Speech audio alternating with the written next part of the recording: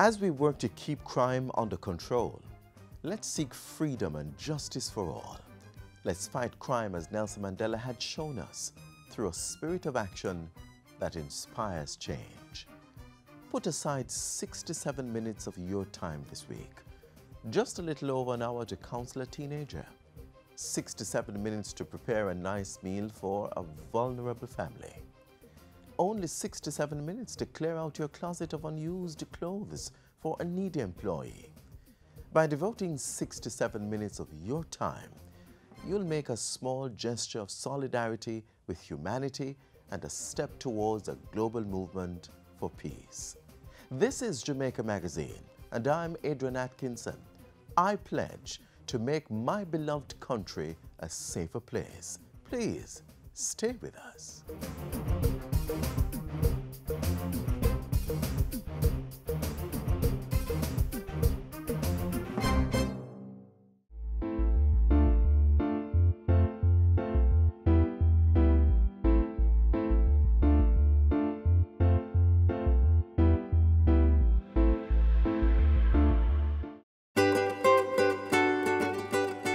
It's the 55th year of our independence, and government, through a variety of initiatives, will be highlighting Jamaicans at home and in the diaspora for their talent, their tenacity, and for being excellent ambassadors for brand Jamaica.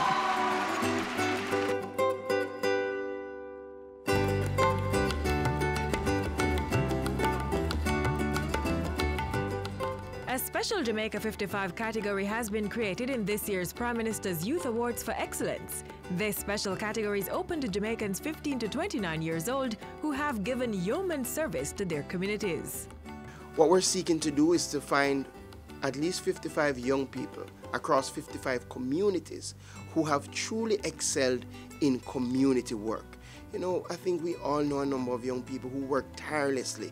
They stage homework programs, they have their youth clubs running, and we have to find them and again celebrate them and hold them up for other young people to see. Applicants for this special Jamaica 55 award are expected to each submit a community project that benefits the area in which they operate, and to extend the impact of the project that's submitted. This award comes with a grant component. So once they're awarded, they will get a grant that will help them to make this community project into a reality. Nominations are open until August 31, and forms are available at moey.gov.jm, youthjamaica.com, or any youth information center across the island. And if you're not all the way convinced that you too can make a difference, hear from past recipient and current Jamaica House Fellow Jerome Cowens. The truth is, it was when I got this award, I was empowered on a national level. You know, the Prime Minister Youth Award, the highest youth award in the country, I felt empowered. Needless to say, I continued and now have been getting recognition. I've been recognized by President Barack Obama. I've been recognized by the Queen of England at Buckingham Palace. I've been recognized by the Nelson Mandela family. But one of the things I always tell persons, especially when I travel, it started at home. When you look at some of these projects that persons are being awarded for, the return on investment is absolutely incredible. You're talking about volunteer hours, you're talking about young people learning skills, putting inputs into education. So if you or someone you know fits the criteria for this commemorative Jamaica 55 award, apply today.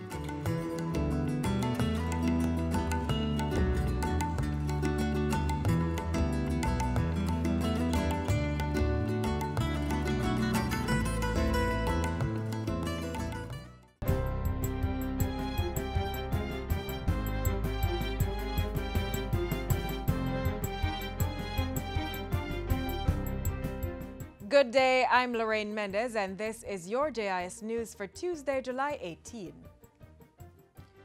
National Housing Trust beneficiaries are now able to borrow more to purchase homes on the open market. The announcement was made by Prime Minister Andrew Holness on Friday and took effect on July 17.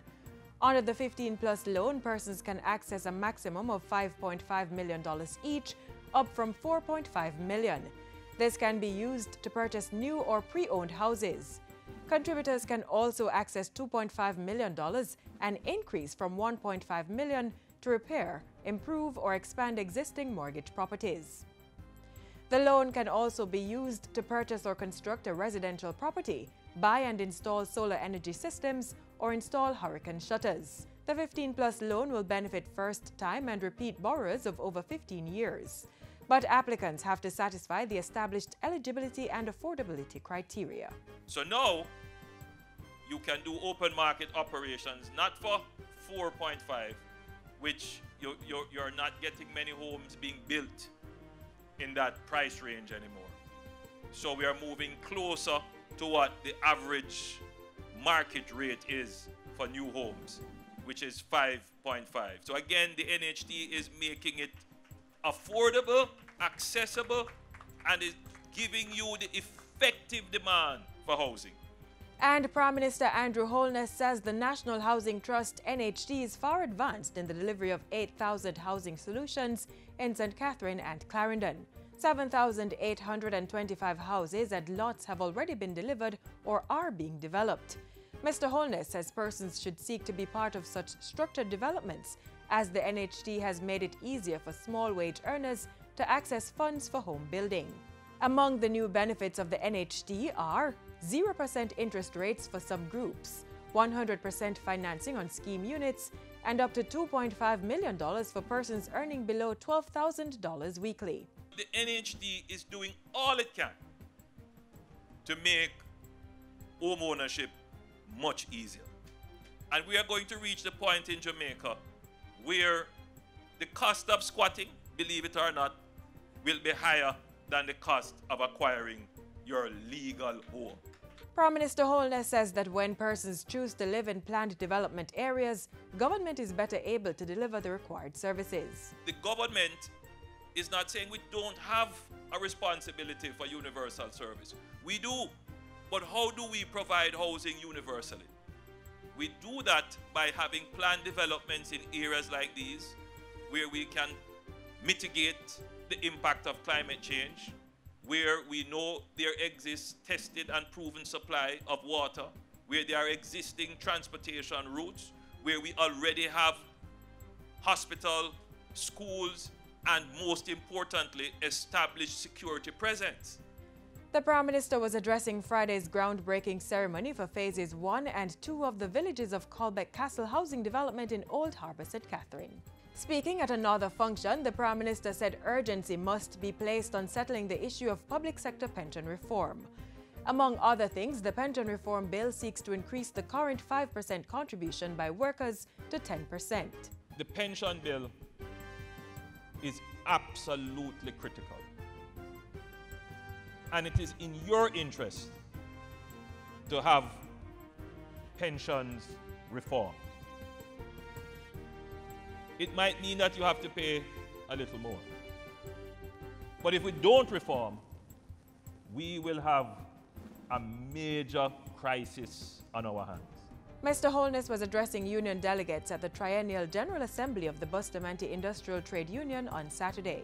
2 pieces of legislation critical to pension reform were passed by the House of Representatives earlier in the year and are now before the Senate.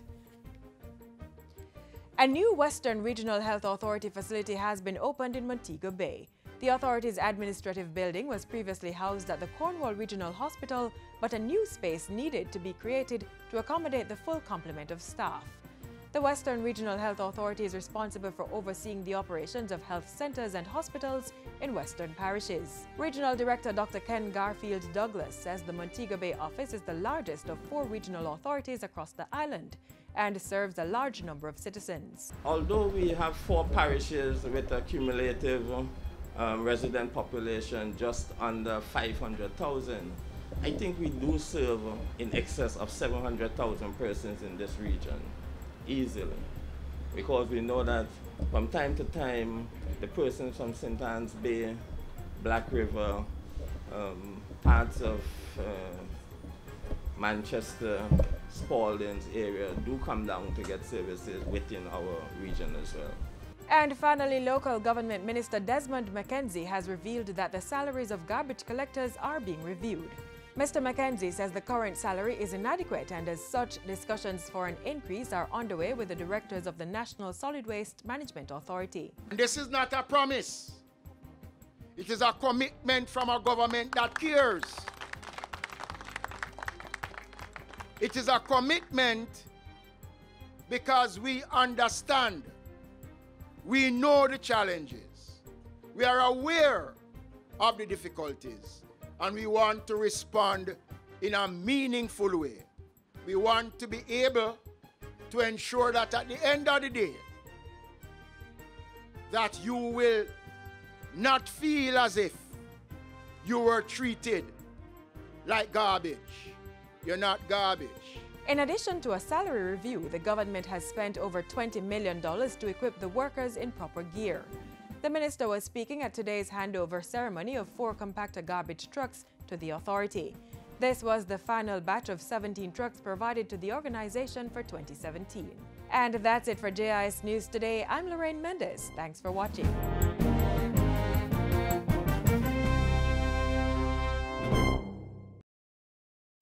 Only a few days left as the clock ticks down to the final hour. If you've not done it yet, do it now. Register for the upcoming Jamaica 55 Diaspora Conference, which will take place at the Jamaica Conference Center from July 23 to 26. Contact the Ministry of Foreign Affairs and Foreign Trade for details. Among the highlights this year is the Marketplace Exposition, where transactions can be made and networking opportunities are provided. Discussions over the period will focus on partnership and investment opportunities for the diaspora in health services, agriculture, education, the creative industries, and security. Opportunities in the micro, small, and medium-sized business and social business enterprises will be explored. Come prepared to hear about Mediganja and the nutraceutical industry. Discussion topics will also highlight the transfer of technology, research, and models of international best practices from diaspora locations to Jamaica, and the challenges and opportunities in host countries of members of the diaspora. Don't miss this opportunity to further strengthen our partnership for mutual growth and development. It's the Jamaica 55 Diaspora Conference from July 23 to 26 at the Jamaica Conference Center.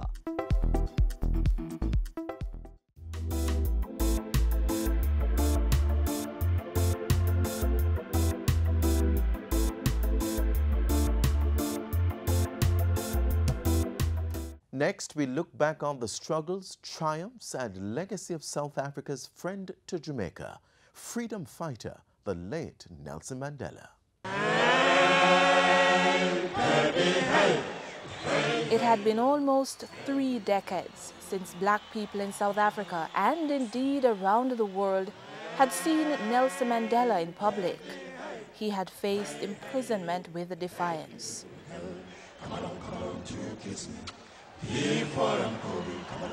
I have cherished the idea of a democratic and free society in which all persons live together in harmony and with equal opportunities. It is an idea for which I hope to live for and to see realized. But my Lord, if it needs be, it is an idea for which I am prepared to die. To meditate, I send a message out. Death was not demanded, but life, much of his, was forfeited in pursuit of that ideal. South Africa's anti-apartheid movement was at its height in 1964, when Mandela and 7 other activists were imprisoned. The man who, by another name, was christened one who brings trouble onto himself, would spend the next 27 years behind bars in a fight to ease the troubles of his people. Free, free, free, Nelson Mandela! His release in 1990 marked a major turning point in the country's history.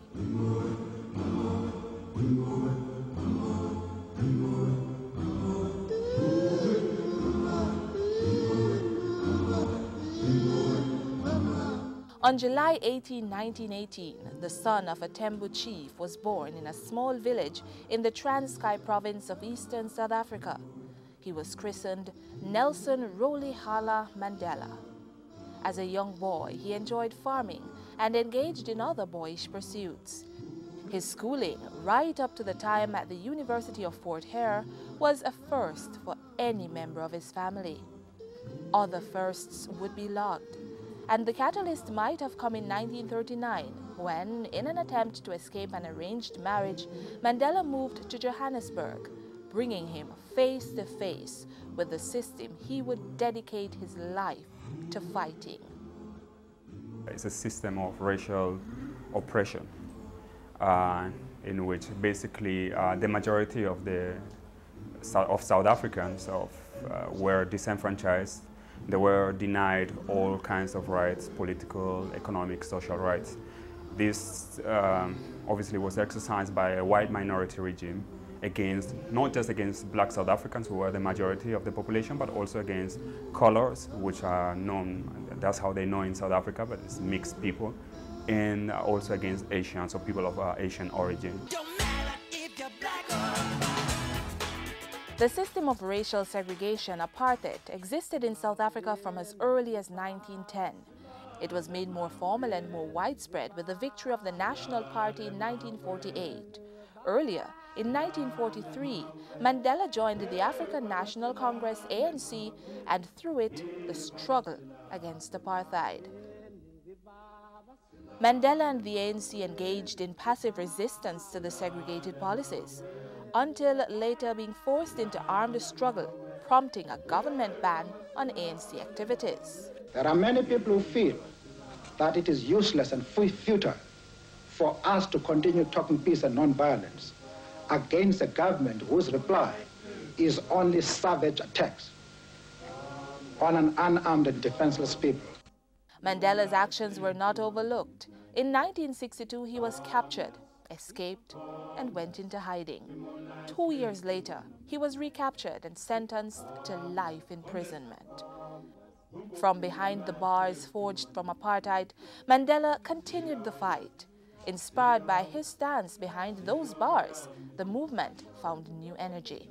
The leadership of ANC is going to decide that they're going to make Nelson Mandela the icon of this struggle against apartheid. And that's when they started the campaign, Free Mandela campaign. And the struggle against apartheid became much more popular, not just in South Africa, but elsewhere, in particular in Western Europe and North America. Everybody came to know the sufferings and the injustices that black South Africans were undergoing through the face of Mandela and through this campaign to liberate and to free Nelson Mandela.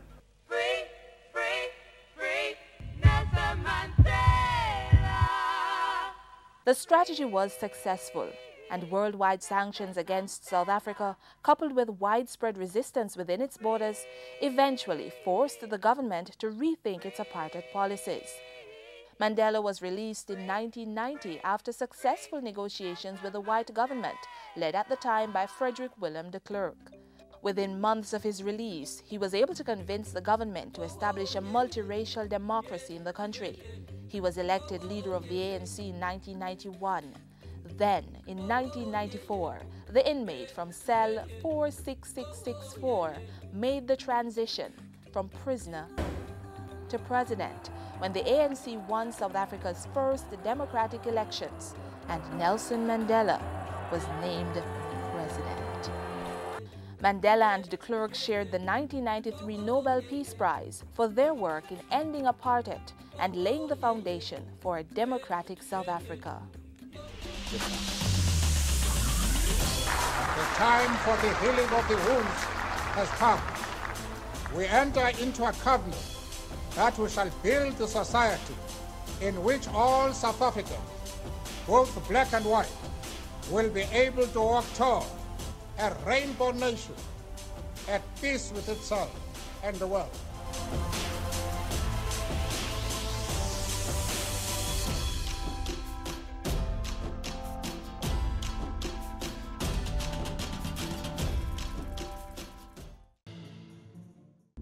When I look in the mirror, sadness looks back at me.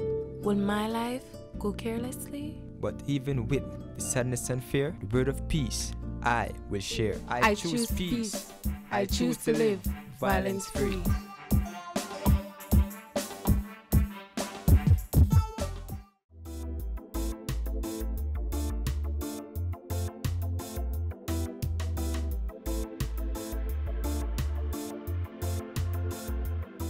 Numerous Jamaicans are giving of their best to nation building. One such individual is scientist Dr. Henry Lowe. Just last week, he was presented with an award from the Food and Drug Association for Cresserol, a drug he partnered to develop for the treatment of acute myeloid leukemia. Watch this next feature for more on this great man of service.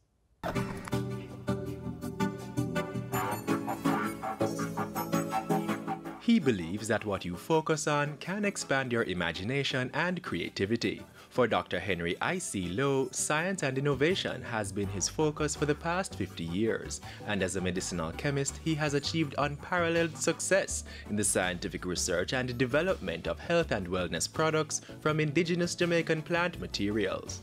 Major work has been done on 4 plants: guinea hen weed, ganja, and the lignum vitae, and another one called Vernonia.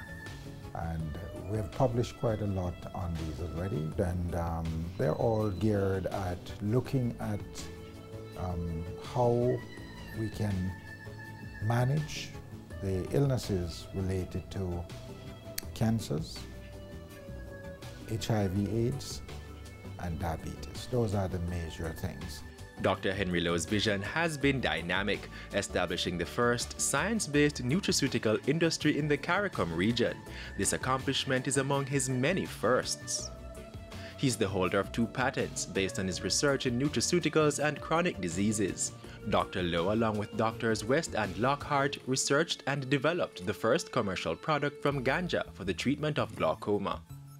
Dr. Henry Lowe's doctoral studies were carried out at Manchester University in England and postdoctoral studies at Bolton Institute of Technology in England and Harvard University and the Massachusetts Institute of Technology in America. He has served Jamaica and the CARICOM region as former permanent secretary for the government of Jamaica, chairman, president, and chief executive officer of Blue Cross Jamaica, past chairman of the Bureau of Standards Jamaica and the Scientific Research Council, distinguished adjunct professor of ethnomedicinal chemistry at the University of Technology, and science, environment and energy policy planning and implementation consultant and advisor to CARICOM. In the international arena, Dr. Lowe has served as advisor in science and technology to the Secretary General of the United Nations. He is also an adjunct professor in the Department of Medicine at the University of Maryland School of Medicine, USA. His vision continues to expand, and today he's the founder and executive chairman of the Environmental Health Foundation (EHF) group of companies. To share his vision, he has published over 22 books and over 100 articles in the areas of science and technology. In recognition of his commitment to the advancement of science and technology, his national awards include the Order of Jamaica in August 2012 and the Commander of the Order of Distinction in 1982. He was awarded as Living Legend by the Caribbean Community of Retired Persons in 2012 and as the Jamaica Observer Business Leader in 2006. Dr. Lowe's belief is that success favors the prepared mind, and he is preparing Jamaica and the region to capitalize on the commercial and entrepreneurship opportunities available through the science, technology, and innovation arena.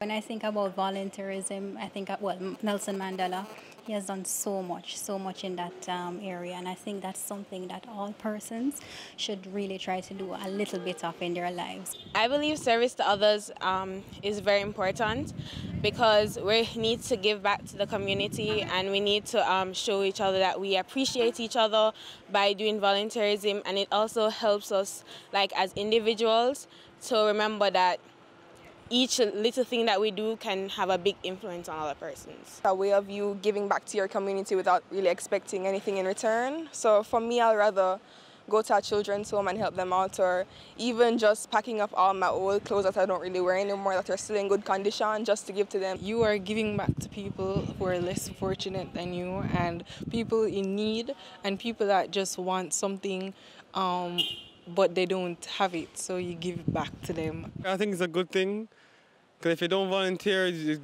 give to more less fortunate people, because say if you're in their position, wouldn't you want someone to volunteer for you? Service to others is very important, especially if someone is running a service-oriented industry. You understand? Well, that your core function should be how you treat others, the kind of customer service or whatever service that you're offering is key. I think it's very nice to volunteer, give people help when it's needed. Well, I think it is good, you know, you have to help out each other at times to make things go right.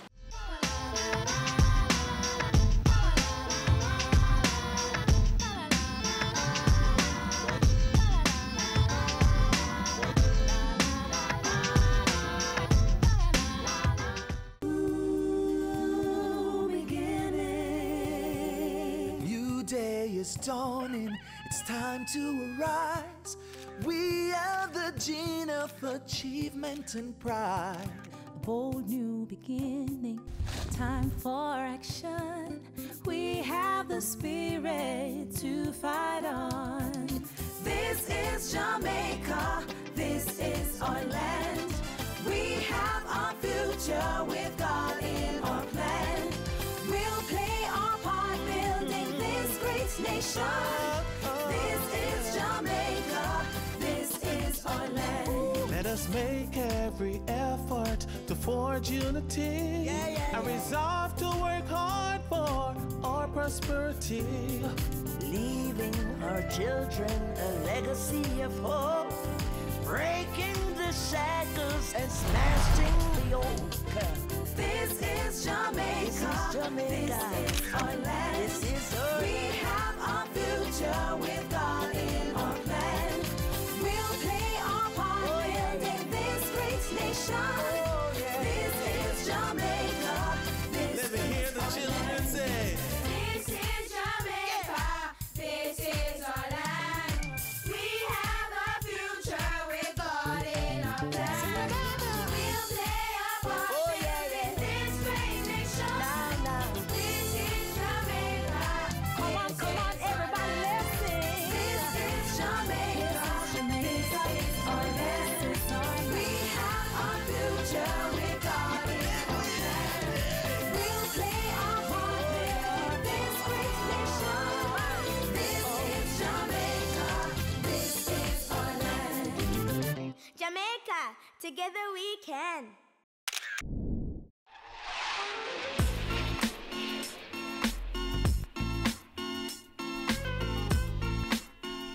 This is where the magazine closes for today, but there's a lot more to see on our webpage, jis.gov.jm.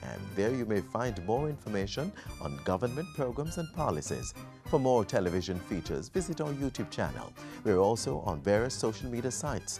You can also download our app from the Google Play Store to stay informed while you're on the go. I'm Adrian Atkinson. Do have a wonderful evening, and thanks for watching.